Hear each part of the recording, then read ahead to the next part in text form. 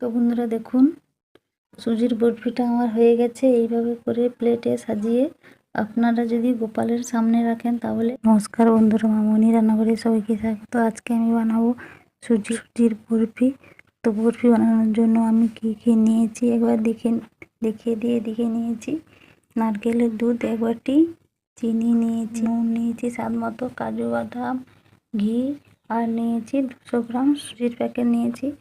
আর এদিকে আমি সুজিতে জল দেবো না, তার জন্য আমি দুধ নিয়েছি 500 গ্রাম। তো বন্ধুরা, এই কটা উপকরণ দিয়ে আমি আজকে সুজির বরফি বানিয়ে দেখাবো। আগে আমি উনুনটা ধরিয়ে নেব।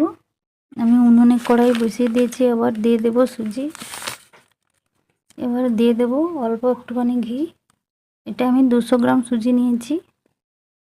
তো এগুলোকে হালকা ভাজা ভাজা করে নেব। সুজিটাকে আমি হালকা আঁচে অনবরত এভাবে নেড়ে লাল করে নিয়েছি। দেখুন কিভাবে, এইভাবে হালকা লাল থাকবে। তো এটা ভাজা হয়ে গেছে। এবার দিয়ে দেবো আমি দুধ।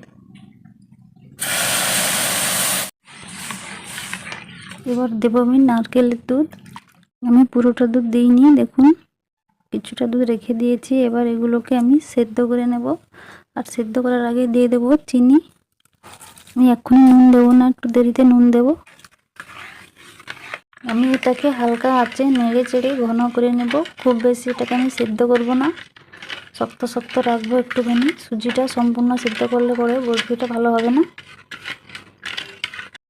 এই দেখুন এটা ঘন হয়ে এসছে। এবার এর মধ্যে আমি দিয়ে দেব নুন, আর একটু ঘন করে নেব।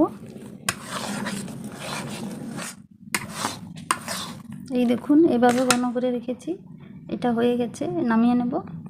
এদিকে দেখুন একটা থালায় আমি তেল মাখিয়ে নিয়েছি খুব ভালো করে, আর কাজুগুলো খুব ভালো করে উল্টো দিক করে সাজিয়ে নিয়েছি। এবার অল্প অল্প করে সুজির মিশ্রণটাকে কাজুর মধ্যে এভাবে রেখে দিতে হবে। তাহলে যখন বরফিটা কাটা হবে সবগুলো একই রকম লাগবে দেখতে। এই দেখুন এইভাবে সুন্দর করে আমি থালায় নিয়ে নিয়েছি সুজিটাকে।